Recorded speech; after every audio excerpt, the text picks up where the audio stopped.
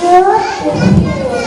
All things bright and beautiful, all treasures great and small, all things wise and wonderful. The Lord God made them all. Each little flower that opens, each little bird that sings, He made in glowing colors, He made their tiny wings.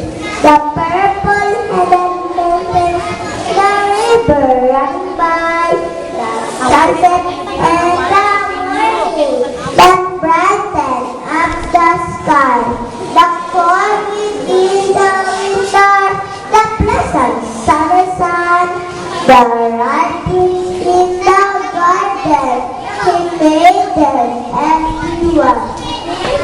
The tortoise in the greenwood, the meadows where it plays, the rushes by the water, together every day. He made us eyes to see them, and lips that we might tell